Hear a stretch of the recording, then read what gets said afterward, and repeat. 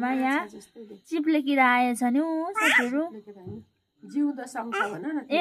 जिउँदो शङ्ख अरे मम्मीले भन्नुभएको हो जिउँदो शङ्ख भन्नु अस्ति नै त्यसो भन्न हालेको बस गाडी हो बस गाडी हो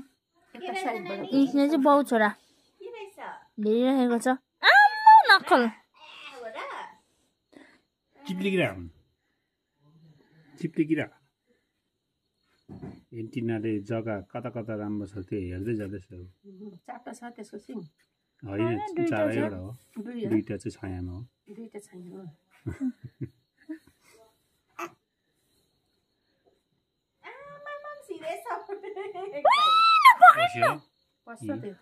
पस्यो साथीहरु अब यसको 5 को ढ्याक पनि उता पल्टिन्छ 5 को ढ्याक पल्टिँदैछ है ठिक्कै 5 को ढ्याक 5 को ढ्याकै छ त सेम 5 को ढ्याक पल्टियो अब एकदम फुल प्रोटेक्सनमा जान्छ अब यो अब भित्रै पस्दो रहेछ है ढकनी है त्यसको फुल प्रोटेक्सनमा यहाँ फुल प्रोटेक्सनमा सेवाने गर्दै भाइ एकदम फुल टाइट एयर टाइट त्यसको ढकनी बस